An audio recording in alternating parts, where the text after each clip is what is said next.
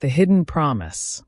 Clara's life was a cycle measured not in weeks, but in loads of laundry, stacks of dishes, and the ceaseless grime that seemed to materialize the moment her back was turned. She was a meticulous wife and mother, running a household that demanded relentless effort.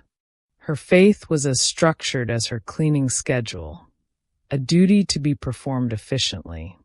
Bible reading was a 2-minute skim of a chapter.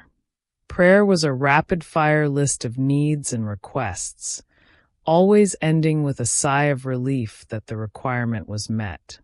The verses were mere ink on paper, and God felt like a distant, demanding boss. When she opened her Bible one morning, her eyes fell on the promise. He will call upon me, and I will answer him. I will be with him in trouble. I will rescue him and honor him. With a long life I will satisfy him, and I will let him see my salvation. Psalm 91 verses 15 and 16. Clara almost rushed past it, but the phrase, "I will be with him in trouble," snagged her attention. Her trouble wasn't a sudden crisis. It was the suffocating monotony and the gnawing feeling that her life, dedicated to chores, was ultimately unseen and unsatisfying. I will be with him in trouble. Could that apply to the trouble of the overflowing sink? To the loneliness she felt even while surrounded by family? Hesitantly, she didn't rush. She closed her eyes and, instead of reciting her usual demands, she simply sighed. Lord, I feel so burdened. This isn't enjoyable. It's a duty I want to finish fast.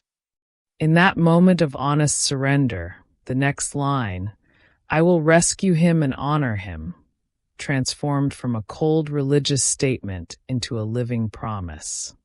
She didn't need rescuing from a fiery dart. She needed rescuing from the spirit of drudgery. She felt a gentle warmth, a sudden shift in her perspective. God was not a demanding boss waiting for her to finish the chores and then pray. He was a refuge in the midst of them. Prayer was not a sentence she had to complete, but a shelter she could run into. Clara, the woman who had always sought satisfaction in a perfectly clean floor, received a deeper truth. The promise of with a long life I will satisfy him wasn't just about longevity. It was about purpose and contentment. Her life, filled with the everyday acts of service, was the long life God intended to fill with his purpose. From that day forward, the rhythm of her life changed. The dust cloth became her hand in the presence of God. The noisy household became the trouble where she knew he was with her. She still had to clean and cook, but when the weariness set in, she no longer felt alone.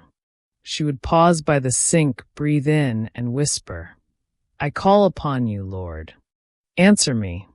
Be with me now. The shift was subtle but profound. She found joy, not in the absence of mess, but in the presence of God within the mess. She was no longer performing a duty, but engaging in communion.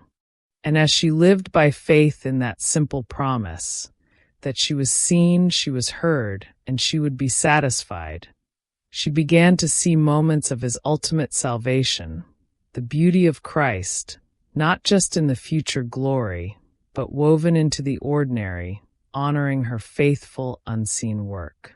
Her life, once a prison of labor, became a sanctuary of praise.